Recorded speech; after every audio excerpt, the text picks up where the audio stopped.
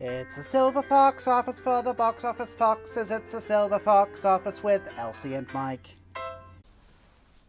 Hi, welcome to the Silver Fox office, where we are on a quest to find the foxiest old guy in cinema. I'm Mike. I'm Elsie. Welcome to a bonus episode. Bonus! We hinted at this in the last episode. We know because we just recorded that. We just did it. We just had a little drink break and now we're back into it. Grinding stops. Elsie still has a cold. I'm still very tired. So Yeah, nothing's changed. Nobody's rested. So what are we doing today, Elsie? What's the game? So if you have been here a whole year, you'll know that at the end of 2024. No. Yes? Yeah, end of 2024. Fuck me. Okay. End of 2024, beginning of 2025, we did our top 10 movies of 2024. And that's insane. Yeah, yep, okay. Insane to think about. We did our top 10 movies, and then we did our and they had to have come out in that year. Yes. And then we did our top 5, which weren't new to that year, but were new to us. We hadn't seen them before. Yeah. And then we decided we loved it so much, we're going to do it again. Here we are. So we're going to do our top 10 movies of 2025. Yes, we are. And our top 5, which are new to us for the year. And so that way we cover things that were maybe released overseas. Because that's the biggest thing to understand about New Zealand, right? Is we can see a movie for the first time in 2025, like it's in the cinema in 2025, but actually in America or elsewhere, England, it came out in 23 sometimes. It depends on obviously the big blockbusters we get at the same time, but generally smaller ones. It takes a while to come out. Yeah. So yeah. And it's also good because I like watching a lot of old school movies as well. So it's good to, if I'm like, oh my god, I saw this film from like the 40s that I loved, you know. Yes. I feel like I have done more like 2024 ones. Yeah. Because otherwise every entry would have just been To Kill a Mockingbird. Yeah. So there we are. Right. Shall we paper, scissors, rock to see who goes first? Yes, we love a bit of paper, scissors, rock on this podcast. Okay. Paper, scissors, rock. Bang. I did scissors, Elsie did rock. Which means I go first. You go first. There we go. So we're going to start from 10 to 1. Yep. On our big list. And we will either, basically, Elsie will say the name of her number 10. And then I will say the number of I'll say my number 10. We won't discuss the film until we've both said it, or the other person says it's not on my list. Yes, exactly. Right. Cool. So my number 10 is Wolfman. That's your number 10? Yes. Okay, it's not on my list. There you go. Oh my god, I'm surprised that's on your... this is also... Is this the 10 best or is this the 10 favourite? It's the 10 favourite, right? That's the metric I was going with. I think it's a combination of them. Because there's one on there that everyone would be like, what the fuck, that was dog shit, but I loved it. You mean Wolfman? Is that the one you're talking about? I liked Wolfman. I liked it. It was shot in New Zealand. It was shot in Wellington. Physical effects. I think it got a bum rap. Yeah. I think it was shat on a lot more than it deserved to be. I still don't think it was great, but I enjoyed it. I genuinely was spooked watching it, and I got to watch it in cinema, so that helps. Yeah, it is very funny to be like, well, there's MB, New York, Yeah. you know. What about you? What was your 10? Oh, I am actually going to say, sorry, before I have self-censored, so there is a film in this and in my list of new to me watches that I have not included because they are filmed stage productions that have come out. So they're not really filmed, so they don't count. So I just want to say Next to Normal was technically in my top 5, but I've removed it because it's not actually a film. Brave of you. Cool. Okay, so my number 10, Weapons. Weapons is on my list. Oh, no, it's not. I took it off. It's not on your list? I took Weapons off my list. Okay, so you can talk about it. I'm surprised that it was on my list, actually. Yeah. It's one that it's one that I've started liking less with some distance from it. Mm-hmm. But then I started thinking about specific things from it. And I'm like, oh no, I liked that. So I don't know why I've got this. Yeah. But it is very fun. It was a fun movie. I think I've said it before. I was really affected by my screening of it, which it sounds like a lot of people had the experience of hooting, hollering, laughing, clapping, really fun times. My screening, everyone was very sedate and very calm and quiet, and there was none of that. And I feel like it did impact my enjoyment of the film. Okay. But looking back on it, the performances are so good. Yeah, really great performance. It is so funny. And it was dark. It was dark and spooky. And also quite sad weird. for the kids. Yeah. And also, Aunt Gladys, Amy Madigan, won... What did she win recently? Was it the Critics' Choice? Or she won... Might have been. Golden... She didn't win a Golden Globe. She won something recently. Could have been Critics' Choice. That's for just that. been... A lot of people are saying she should be nominated for an Oscar. Oh, 100%. Yeah. No, she did a great performance. She was terrifying. She was very spooky. Genuinely terrifying. That was nearly on my list. I took it off. I think I need to watch it again to really, Yeah. get into it. But, yeah, that's my number 10. What's nine? your number 9? A film that everyone's going to be like, what the fuck are you smoking? Until Dawn. Is it on my list? Where is it on my list? I have no idea. I've got a screenshot of my top 20. It is not in my top 20. I've been waiting. I was waiting 10 years for that movie to come out. Yeah. As somebody who is obsessed with that game. Yeah. And when I tell you, every summer I would play that game. Yeah. And I would stay up until the wee hours. My cat at the time, he would come out to the lounge to be like, we need to go to bed. And I would finally go to bed at like 1 a.m. Yeah. And he would have taken himself to bed. Yeah. Because he was like, this is ridiculous. We're We're in bed by 9 sharp. Yeah. I loved that game so much. It's a good game. I love it. And the movie wasn't like game accurate, but I think I probably would have been bored because also I don't think they could have made it game accurate because they would not have been able to cast the same actors, and then everyone would have complained about that. What I will say, I cannot begin to tell you the level of excitement I felt at the end of the game when the camera switched on and you saw a location which is very iconic to the franchise. I genuinely grabbed my sister's arm and did everything in my power not to scream. That movie was made for me. Again, much better than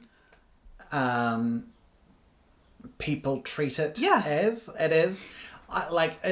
The problems people have with it are not problems with the film. It's a problem of the expectation of what the film is. Exactly. I would say as an adaptation, it is a dog shit adaptation. However, it is a fun horror movie. Standalone horror movie. It's good. I think Jared hated it. I think Jared's put it on like his bottom. Valid. What is your number 9? Another one that I was thinking of disqualifying. I didn't because it's... Is it a movie? It's maybe a TV documentary. It could be argued. Louis Theroux, The Settlers. Love. Okay. I love Louis Theroux. I know you really liked this documentary. It was a really good one. I think documentaries count. I think I had the greatest night of pop last time. Documentaries definitely count, and I do have other documentaries on here. However, that one just is a TV. Yeah. But I think it counts. As long as it's not episodic, it's fine. Exactly. Really good. Obviously about the Israel-Palestine conflict.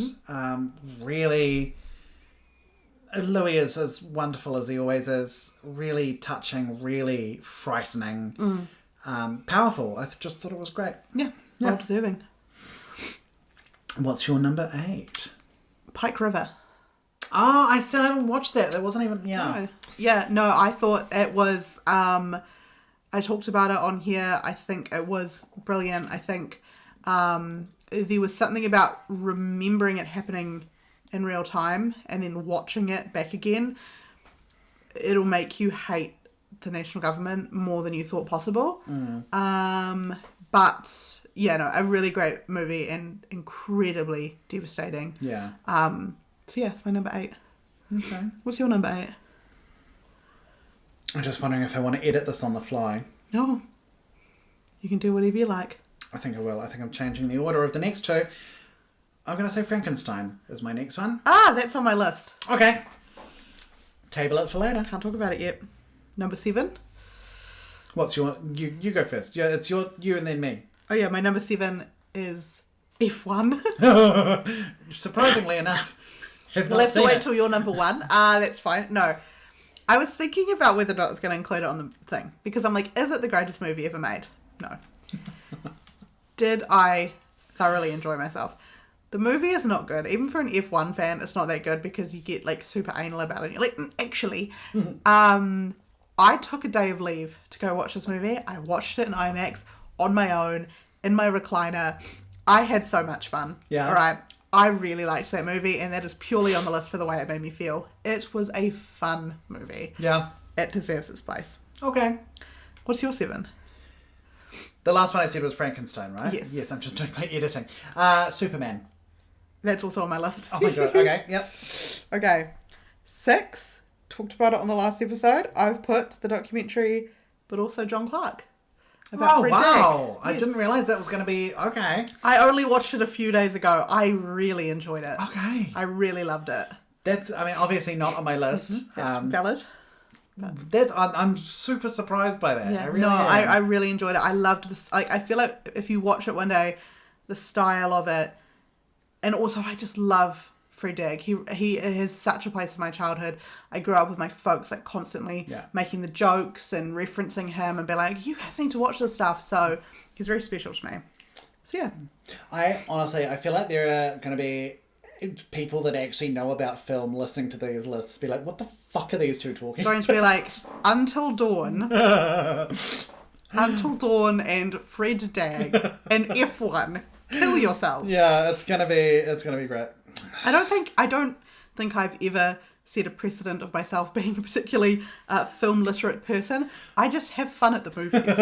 Look, we're not there talking about the cinematography. We're there talking about their bulge. Yeah, so we're talking about ball sacks, and Mike has literally logged the Titanic musical 5 stars 100 times. That's all you need to know. Yeah. And he'll do it again. I'll do it again. And a drop of a hat. I'll do it right now. I'll Drop your right pants fucking now. and I'll do it. At one point, I'm going to make you watch this. Oh, of course. I'll watch it. Number 6. What's your number 6? The Perfect Neighbor. Oh, great shout. It's not on my list, but a very good shout. Just a genuinely so powerful documentary. A very well-made documentary. And like so... Devastating. Brutal. Just, there's that one moment in it where the officer tells... Well, no, I think it's like an uncle or a dad or something. The dad tells has the to tell kids that mum's dead. And I'm like, that, just having to see that. And one of her sons genuinely starts blaming himself for it. Yeah. It's horrible. It's an incredible watch. I got goosebumps. Yeah. If you want to be angry, if you want to be in complete awe, absolutely watch it. And for a Netflix documentary, holy shit. Yeah.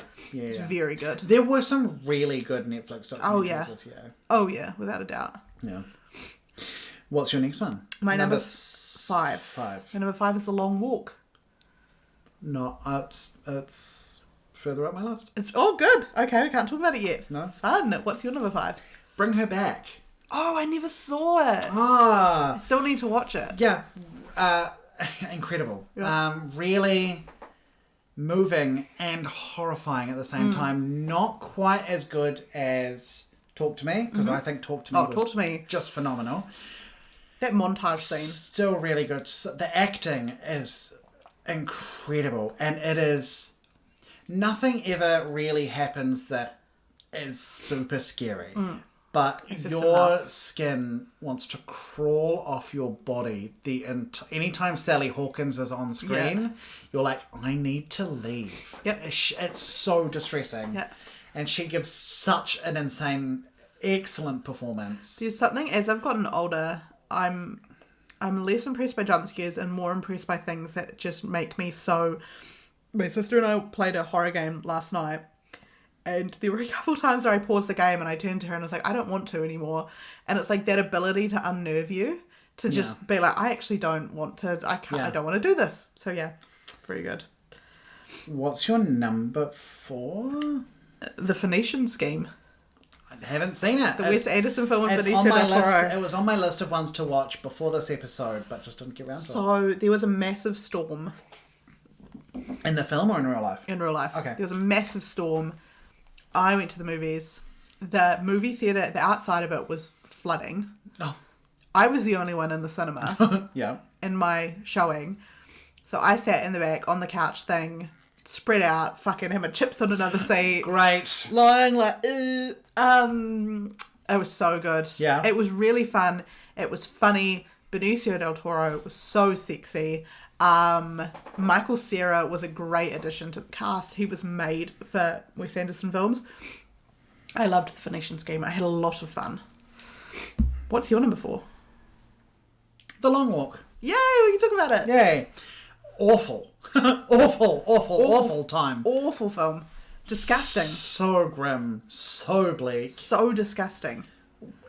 With obviously a movie that both of us were really looking forward to Yeah. seeing, and it measured up. Oh, 100%. See, this is the thing that, like, because I also saw The Running Man, and I wished The Running Man was also what The Long Walk was. Yeah. Because the point of those books is it's bleak. Yeah. And you're looking at it and you're like, Jesus Christ. Yeah. And The Long Walk encapsulated that so well, where you're looking at it and you like, what the fuck is going on? Yeah. It doesn't skimp on any of the disgusting things. Because I've said it again before, and I'll say it again about survivalist media. You often look at it and you're like, but like, what about this? They leave out like when I watch Yellow Jackets, they don't leave out the fact that there's a bunch of teenage girls in the wilderness who are all going to get their periods. Yeah. They don't leave that out, and it's gross, and they talk about it. They don't leave out the fact in Yellow Jackets that the guy is taking painkillers, so he's constipated, and now he has to push out a massive log, and he's like in the middle of the woods in pain. You acknowledge that stuff because it really drives home how dire these things are.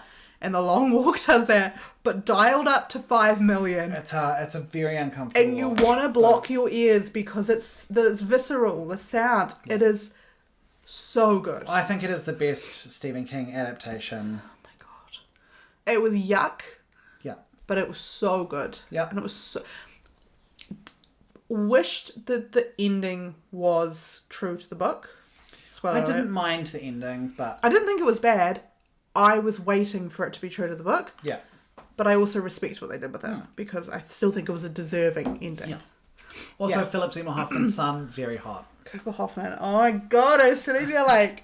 And David Johnson, who played Ray Garrity. Ray Garrity. I was sitting there Also like... very hot, but I was there for Philip Seymour I Hoffman. wanted them to start kissing on each other. What was actually happening is throughout the whole movie, I was going, I hope he's older than 18. I hope he's older than 18. Please be older than 18. He's still like early 20s. Yeah, but that's fine. He is... That's fine. I was sitting there like, and he's so like, he's big boy, Yeah. like, Yeah. so fit. And his dad was also very hot. Anyway. Right, what we're What's talking about? what's your number 3? Frankenstein. Oh, okay. We can talk about it. What did you like about it? Because this is one that a lot of people have been pretty down on, right? Because they don't understand. They don't understand game like I know game. No, I'm not really big on like Victorian, but I liked how they went about it. Yeah. I liked that it was quite gnarly, like it was gross. Like there's a scene where Frankenstein is like pulling on the tendons of a hand, and it's like, that's gross. Yeah. But you couldn't look away. Also beautiful. Really Shot well beautifully. done. Shot beautifully for a Netflix film. Yeah. Same with Long Walk for a Netflix film. It's Long Walk a Netflix film. Oh. I got the dun dun in the cinema and I was like, oh god. Yeah. I also think Jacob Elordi gives a performance Yeah. that is so incredible and so deserving of its praise. And when he's living in the barn and he builds that relationship with the old blind man. Oh, that's so good. That's so sad, and so lovely, and so... Oscar Isaac also does a great job at playing like the cowardly professor. And very hot. Very hot. Very sexy. If we did an Oscar Isaacs pick today, it would be Frankenstein. Yeah, I would pick... Ooh. Oh, he's in this really shit movie with Pedro Pascal called Triple Frontier. He's also one with Charlie Hunnam and I think Ben Affleck. Anyway.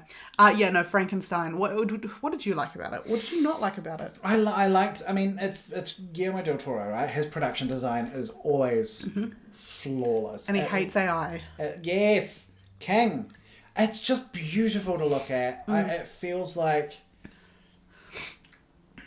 Sometimes there's that thing of being like a beautiful thing to look at, like it's a beautiful car with no engine. Do you know what I mean? It's so some movies are like it's beautiful to look at, but there's nothing going on. And this, I'm like, it's a beautiful car with a powerful engine. It's you know, I'm like it justifies itself, and it's so over the top and so grand, and it's exactly what it should be. It uses up its entire budget. Yeah. There were a couple times where I was like, oh, maybe it's because I had to see it late at night.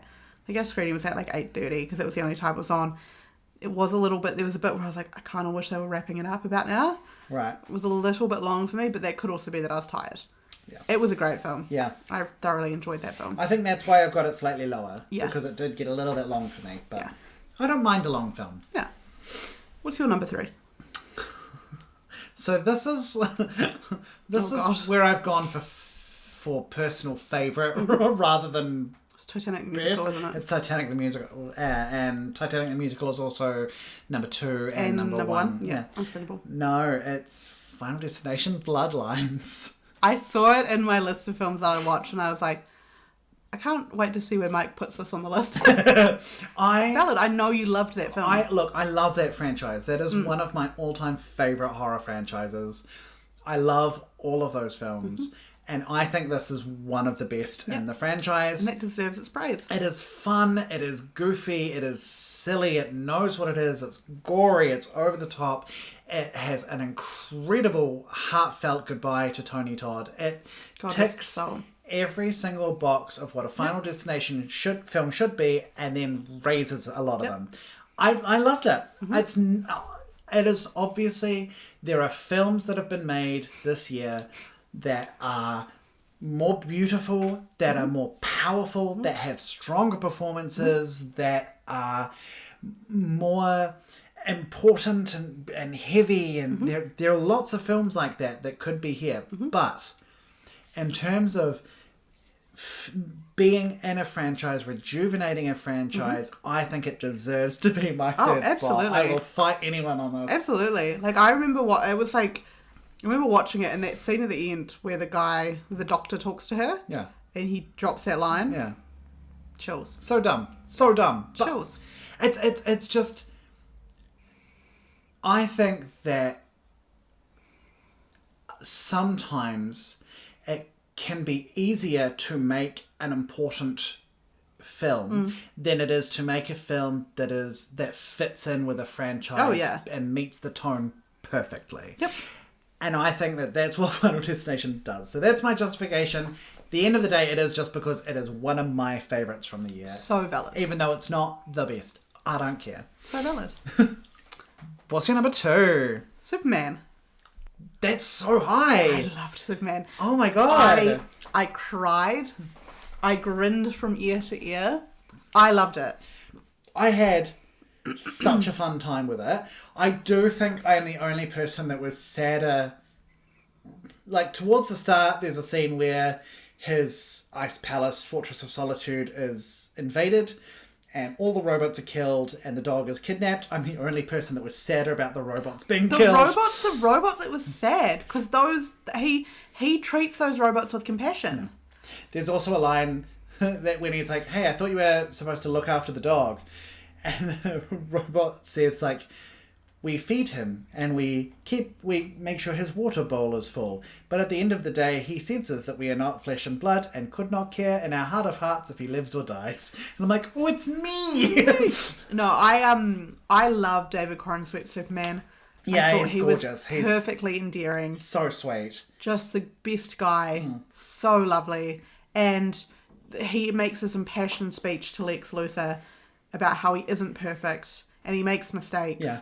And that's what's important. And it's just what we need. Yeah. It's what we needed right now. We didn't need another tough nut Superman that was broody and angry. We needed somebody who was endearing, and his friend, like when he's in that like glass case and his friend's brought in front of him by Lex Luthor's goons, and you can genuinely see him like devastated. Yeah.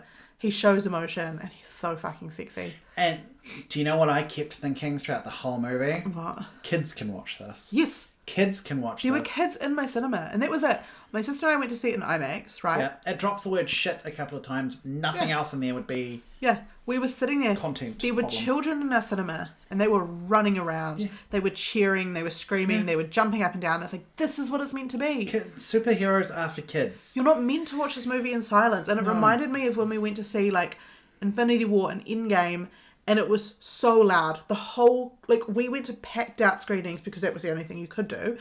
We went to see these movies, and when Bucky Barnes got dusted in the snap, I was crying, and people were hooting and hollering and yahooing during Endgame.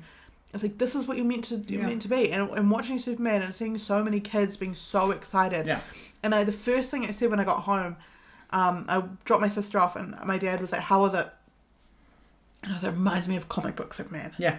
It reminds me of a comic book. The colours were Yes. so bright. Yeah. Everything was so saturated. Yeah. The soundtrack was great. Yes. It was campy. Yes. So good. That was great. So good. Yep. No. Yeah. I cannot wait to see their take on a Batman. Oh god, it'll be good. It'll be good. I want it to be great, and I want it to be something kids can watch. Yep. It'll be fun. There you go. What's your number 2?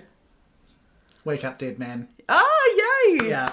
I love the Knives Out movies so much. Yeah. And I think this is one of the best of the three. Nice. It's just I still need to watch it, but I'm going to very it's so soon. good. You haven't seen any of them, right? I've seen 45 minutes of the first one. Yeah, you need to watch all of them Yeah. because they're all very good. Yes, I'm going to. A lot of people are saying this is the best one. Mm-hmm.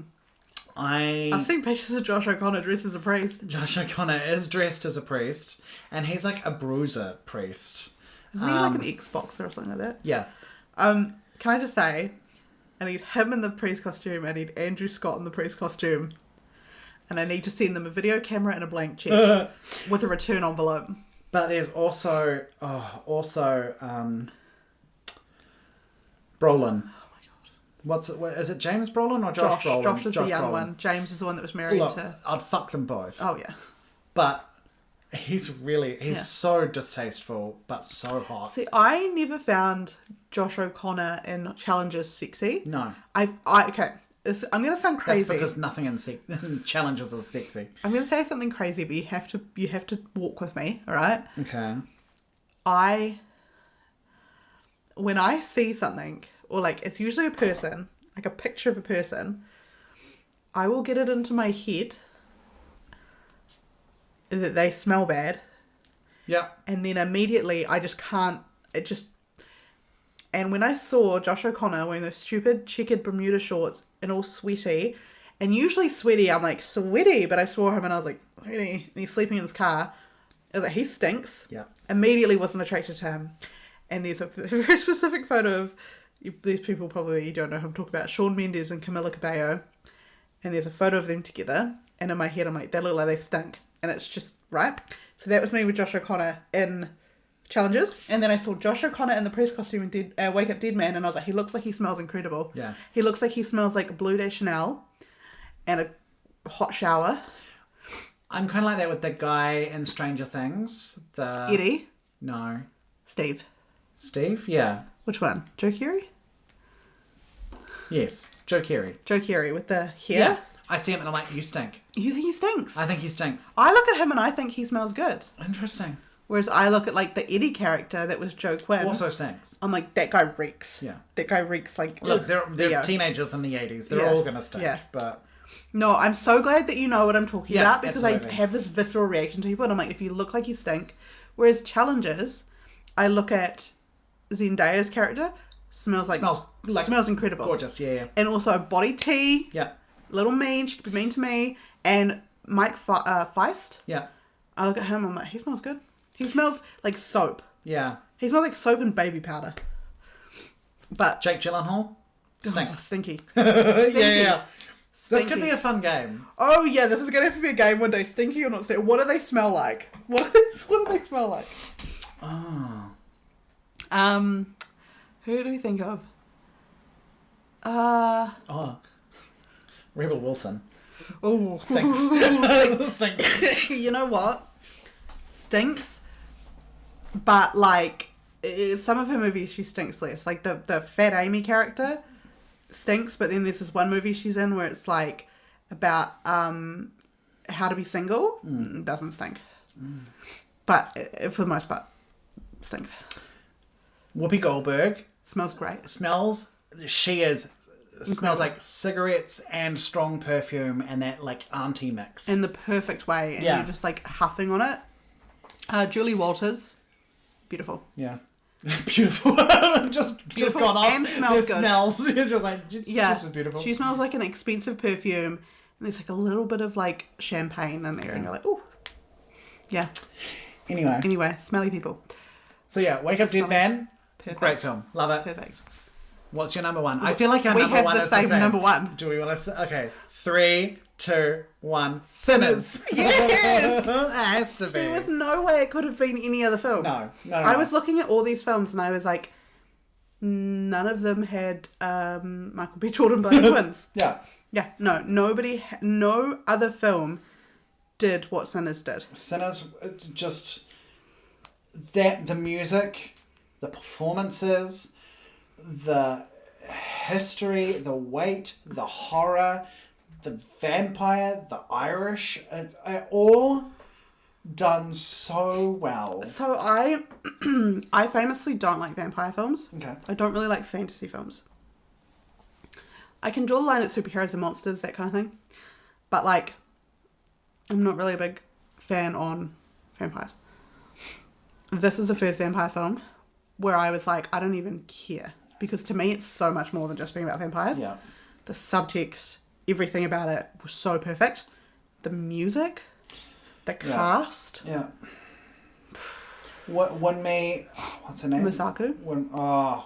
The most beautiful woman ever. I saw her and I gasped. Yeah. I genuinely gasped. And that scene where, is it Smoke or Stack? The one that wears blue. Yeah. He goes to see her and they're in that little shack. Yeah. And Yeah. I was like, I'm going to actually have to go walk away. Yeah. So sexy. I'm a sinner now because of this, in the best way. And Hailey Steinfeld, so gorge. Yeah. So gorge in it. But I think just Michael B. Jordan gives the most enigmatic performance. Yeah. Delroy Lindo, Just everyone at the Incredible. top of their game. incredible. And I loved it. I loved it so much. There was not one moment in that film where I checked like the time or anything. Yeah. If anything, when it ended, I was a little bit sad it was over. I went to see it twice. Yeah. No, I went to see it on holiday. As in Rotorua on holiday. Right. And I was like, let's go to the cinema. We got to see Sinners. Yeah. I lied to you. It has to win Best Oscar. Best song. Surely. Yeah, without a doubt. If it doesn't, I'll be pissed. If it doesn't get nominated for Oscars, I'll be pissed. And I know a lot of people will be like, oh, it's a horror movie. No, it's not.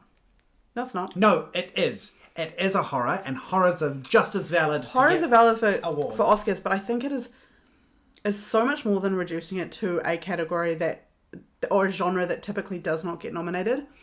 Also, I was really pissed because I'm sure people have heard about it. Like, I think it was Variety magazine tried to claim that it wasn't making money when it came out, that it wasn't going to be a box office hit.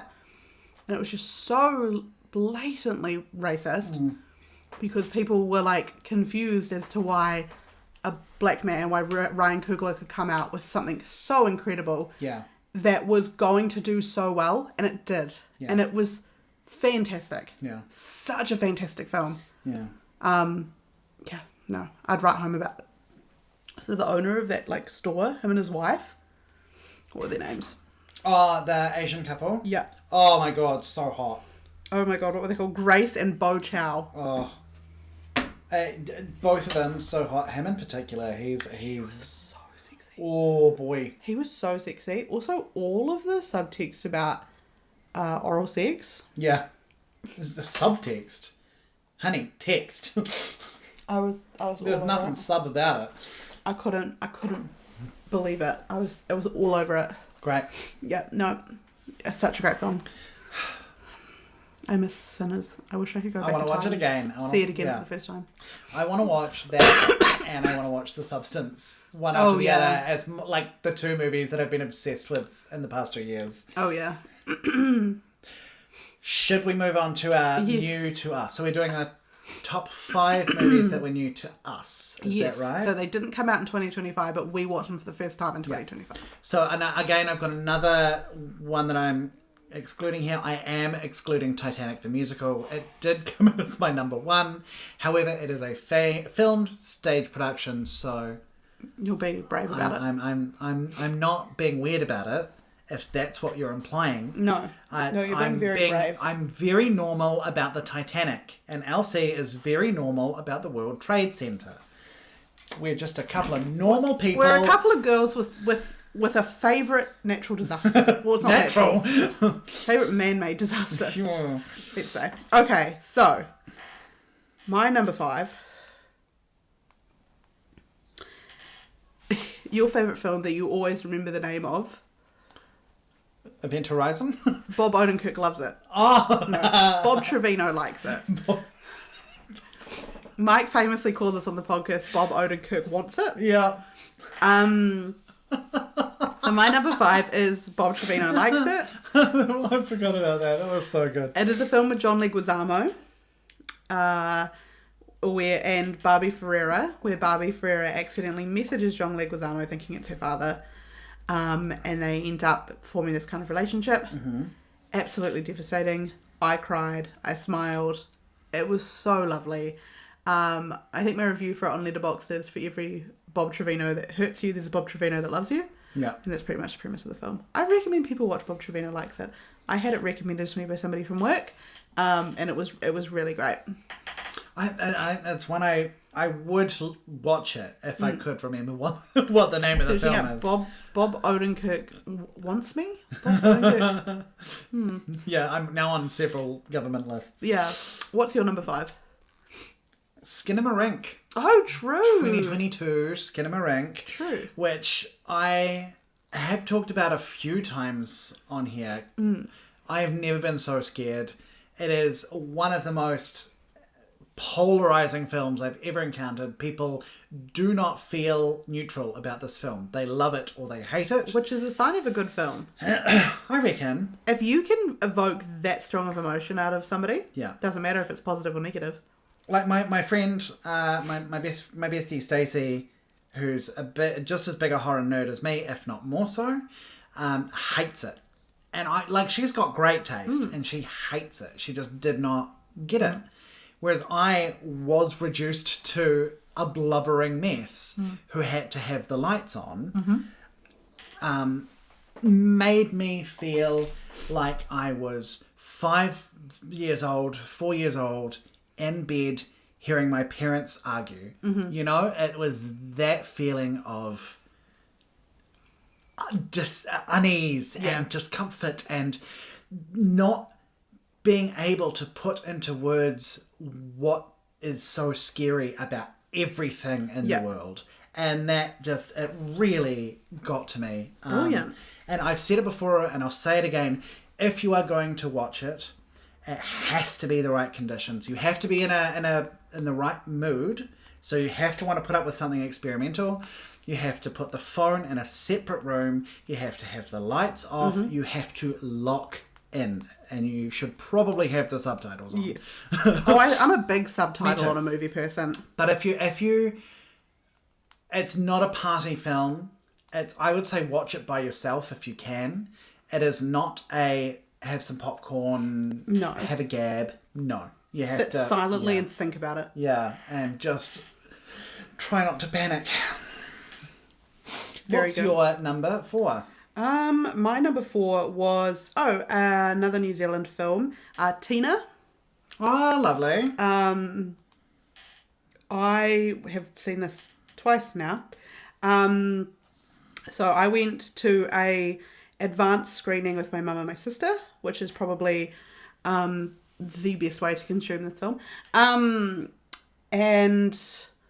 the guy next to me at the movies gave me a lolly and I accepted it, which survival instincts of a fart, but that's fine. And then recently watched it again with my mum and my sister at home. It is a lovely film. It is devastating. It centres around the Christchurch earthquakes, but it also centres around music and school and teaching kids to not be assholes. It was a really great film. I cried both times watching it. And also so cool that a New Zealand film was being so supported in New Zealand, because that's generally not something we could have. No, it was a really great film made by Miki Magasiva. Probably know the brothers, so Robbie and Paul Magasiva, God rest his soul, who were Shorten Street alumni, but also just great actors. Sione's Wedding, if you're familiar. No, a really great film. What's your number 4? Oddity. I don't think I watched this one. I've spoken about it. Yeah, you have. I watched it January last year. Another horror movie, an Irish horror movie. Oh, I yes. think. And it's another one. I do remember you talking about that. My review says, didn't realise how deeply this film had gotten under my skin until my fridge's ice maker made an incredibly loud noise during a tense moment and I just about shat myself. Very spooky. Yeah. There's just this, it opens with a woman staying in a house by herself and in a kind of isolated area. There's a creepy man that knocks on the door and he's like, I saw someone break into your house. There's someone in the house. No. And she's like, it's this whole thing of, do you let him in? Do you not let him in? And it just goes from there. And it is so tense. It is, it's really spooky. I really enjoyed it.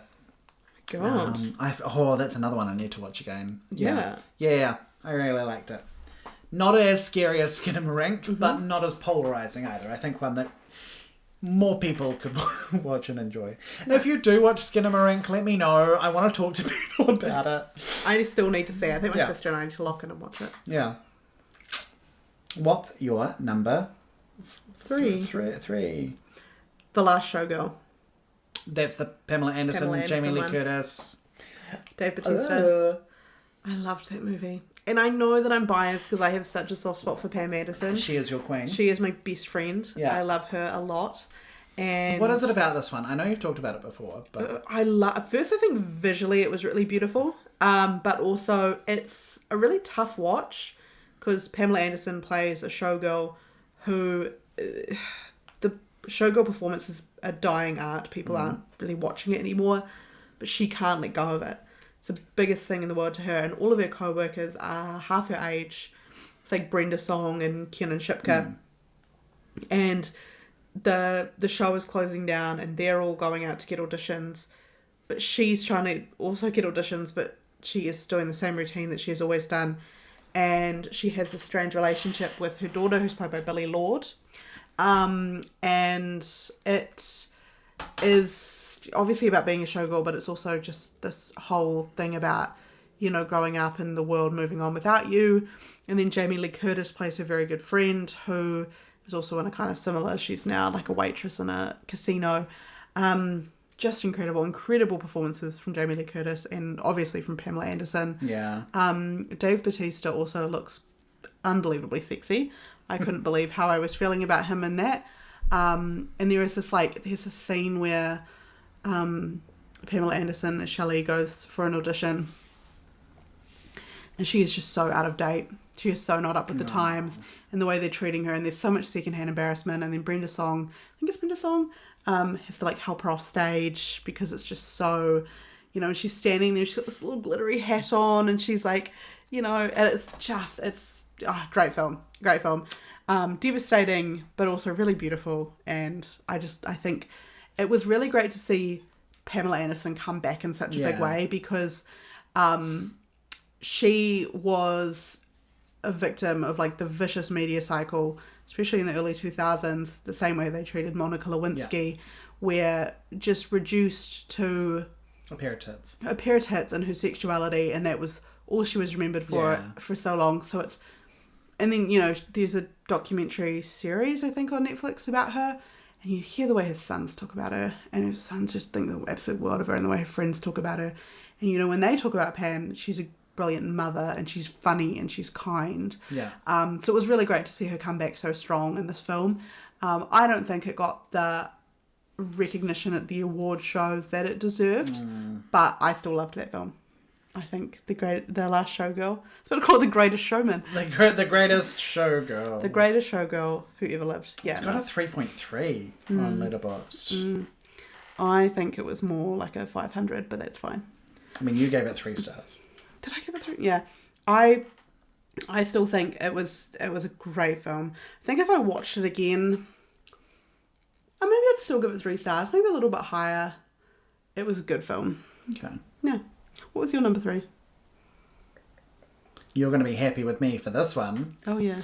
The Holdovers. Oh, my gosh. Yeah. How beautiful. One that you had been telling me to watch, and everyone had been telling me to watch for a very long time. And I knew I would like it, and I did. It's one Nothing of them, more, like, nothing less. I actually don't know what I can say about it. It's a warm, sweet, lovely, sad, bitter film. And it doesn't feel schmaltzy or overwrought. It just is sweet and funny and sad and nice. It's not, And everyone dealing with loneliness in their own way, and it is brilliant. and it feels honest and it feels real, and It doesn't try very hard. no, It just does, and it works really well. yeah, no, I think it's going to be in my semi-annual rotation. You know, Yeah, Paul Giamatti, Dominic Sessa, and Davine Joy Randolph put in performances for the ages. yeah, Incredible. Yeah. I think for me, Davine Joy Randolph, her role and what she brings was a standout for me. And also Dominic Sessa. I think I've talked about it before. He's going to play Anthony Bourdain, an upcoming biopic. It's going to change my life. I feel like it's also one of those films, though, that if you, for me, to analyze it too much would be to. It's not the point. It would take away from it. It's not. You just got to enjoy it. You don't want to watch it and be cerebral is not the point. You've got to watch it and feel it and ride through it, and that's what makes it enjoyable. So I don't know what else I can say about it, but Great film. lovely Yeah. time. What's your number 2? Good question. Anora. Ah, yes. I saw Anora. I still haven't watched it. Okay. The director of Anora has turned out to be a massive cock. Oh, Awful guy. how so? Fine. A super weird relationship with the IDF. A weird Cool. shit there. And also just super... Even when the film was being made, there was a super weird stuff about intimacy coordinators. Okay. I liked that film. I think Yuri Borisov gave a performance where I left sitting in my car being like, oh yeah, I'm going to think about that guy for the rest of my life. He was so sexy. He was so very sexy. And he's the hired muscle. And he's this big gruff guy. But then you see him treat Anora with this kindness. And I know the bar's in hell, right? But it's just, the relationship between them was... I also think Mikey Madison did a really good job. Beautiful. I think she really put a lot into that role. Do I think she should have got the Best Actress Oscar for it? No, Demi Moore should have. Yeah. But it's very funny the fact that the young sexy girl wins over the legend is very in keeping with the substance. Very in keeping. Also, I think pretty cool for one of her big, it's not her first role, but kind of her breakout role. She also gets the Oscar for it. Yeah. Kind of iconic. But for me, I know Yuri Borisov was up against Kieran Culkin, and A Real Pain was a great film, don't get me wrong. That could have made my list here.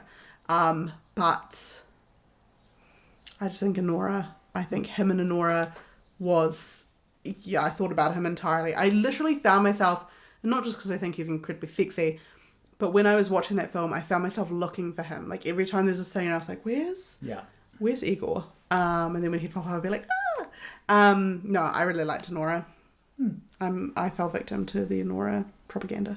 Anoraganda. Anoraganda. Goosey gander. Yes. What was your number 2? So my number 2 and my number 1 honestly could swap anytime. They are so close. They are so close together. They are both incredible. So it's very arbitrary which one's first and which one's second. So I'm going to say second, Rashomon. Oh, yes, okay. which was the Japanese film that I saw from the 50s. I think it's 1950. I remember you talking about this. Basically all about different points of view, and it's the same story told by 3 or 4 different people. So it's by Akira Kurosawa, which I'm sorry about the pronunciation of that, but great. Just so I felt more cultured after leaving the theatre, you know? And it's just... you can't say anything that hasn't already been said about it, really. I don't even know why I liked it so much. I just did. It was just a satisfying movie, well done, and it just felt great. Brilliant. Yeah, that's my number 2. Brilliant. What's your number 1? So I saw this film on my birthday with my mum. And it was the movie... I know what it is. It's going to be the Downton Abbey finale. Yes, correct. No, I saw that on my mum's birthday. It's also a 2025 film. Yeah, so I didn't make my list. I watched Sing Sing. Oh, yes. Colman Domingo. No words. No words? No words. That was a brilliant film. I remember you raving about it. It was incredible. And I remember my review on Letterboxd, and it still stands. It was like, this is why you make film. Yeah. These are the stories that you tell. And like, I don't want to seem wanky about it, but it was like, it was an incredible film. And the message, and it was so devastating. And Colman Domingo gives his performance where he acts with so much bravado. And then you see him become, you see that crack, and you see that he really is just man, and more than that, he's boy. And it's so hard. And it was just an incredible performance from all of these men, and it's about like masculinity, and it's about, you know, the effectively the industrial prison complex as well. But an incredible film. I think about it all the time, and I haven't watched it since I watched it in the cinema, but I think about it all the time. It's definitely on the list to watch. I'm sad we missed it in theatres. So lovely. And my birthday is coming up. It's in like tomorrow. It'll be 10 days away.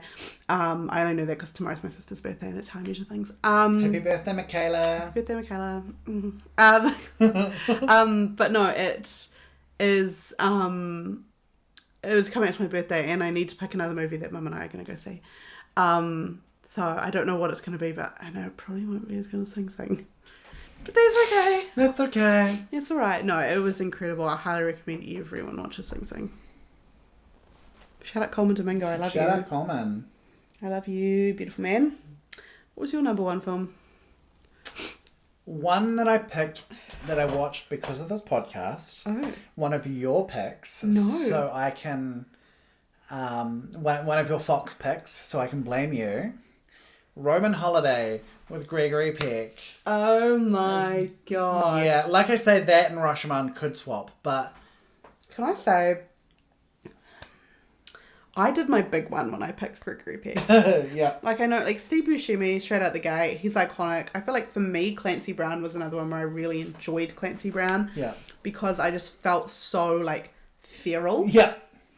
But then I hadn't felt that level of feralness until... And Roman Holiday's such a great shout. Roman Holiday, Gregory Peck. What a sexy man. What a great film. So, again, very warm, very charming, very funny, very sad, very just... Everything about it. I just want to be there. I just want to be on a Vespa behind Gregory Peck with a scarf flying in the breeze. Just all of it. It just takes you to such a time and place. Yeah. And To Kill a Mockingbird was very nearly my number 1. I decided to exit off the thing entirely because I was like, I need to focus on like newer films, like da-da-da, because otherwise To Kill a Mockingbird would have been my number 1. Yeah. Which would have been iconic. We would have picked Cary Grant again. But he really was that guy. Cary Grant or Gregory Peck? Sorry, Gregory Peck. What was it? You did that before as well. And I was like, yeah, Cary Grant, great. Yeah, sure. Cary Grant. I got Feral over Cary Grant. But yeah, Gregory Peck. Sorry. Gregory Peck. He really is that guy. He is. God. He really... Oh, my God. Now I'm thinking about him again. Yeah. I'm thinking about Cary Grant.